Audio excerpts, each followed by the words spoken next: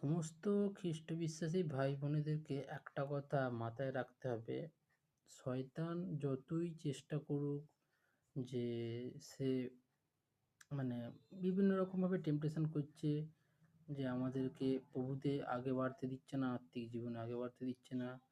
এর একটাই উপায়, প্রার্থনা, উপবাস প্রার্থনা। ঠিক আছে? কারণ প্রভুর সাথে একটা কানেকশান দরকার আমাদের। প্রত্যেকটা খ্রিস্ট বিশ্বাসী ভাই বোনের সকলকে এটা বলছি আমি। কারণ খ্রিস্ট বিশ্বাসীর কানেকশান যদি না থাকে ঈশ্বরের সাথে, তাহলে সে যতই চেষ্টা করুক সে কোনোদিনই এগোতে পারবে না ঈশ্বরের রাজ্যে। একটা মোবাইল ফোন দরকার হয় কাউকে ফোন করার জন্য। সেরকমই মোবাইলটা হচ্ছে মাধ্যম কারোর সাথে ফোনে কথা বলার জন্য। সেরকমই প্রার্থনা আমাদের মাধ্যমের, প্রার্থনার মাধ্যমে আমরা ঈশ্বরের কাছে কথা বলতে পারি। ঈশ্বরকে কি হচ্ছে না হচ্ছে সমস্ত কিছু জানাতে পারি। সেই জন্যই আমাদেরকে অবশ্যই প্রার্থনা বেশি করে করতে হবে, বাইবেল পড়তে হবে বেশি করে।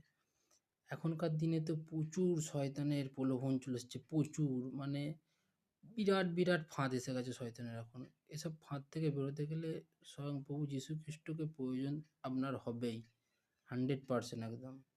যিশুকে ছাড়া আপনি কাউকে উদ্ধার পেতে পারবেন না এইখান থেকে বেরোতে গেলে। ঠিক আছে?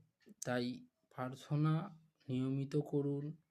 প্রার্থনা ঈশ্বর অবশ্যই সাড়া দেবেন। ধৈর্য রাখতে হবে। প্রার্থনাতে মনস্থির রাখতে হবে। বিশেষ করে যুব সমাজকে বলবো, এখনকার যারা ইয়ং জেনারেশনের যেসব ছেলে মেয়ে তাদেরকে বলবো, তারা প্রভুতে বেশি করে সময় দিন।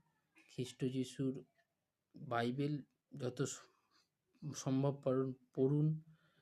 ঈশ্বরের সাথে নিজেকে কানেকশান রাখার চেষ্টা করুন। কারণ খ্রিস্ট লাইফ কাটানো প্রচুর এখন শক্ত হয়ে গেছে। এখন প্রচুর রকমের ফাঁদ এসে গেছে, প্রচুর রকমের প্রলোভন চলে এসছে। তাই খ্রিস্টীয় লাইফ কাটাতে গেলে আপনাকে অবশ্যই প্রার্থনায় জোর দিতে হবে।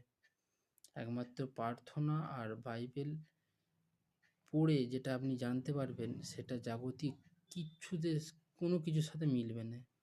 জগৎ আর ঈশ্বর পুরো আলাদা, সম্পূর্ণ আলাদা একদম।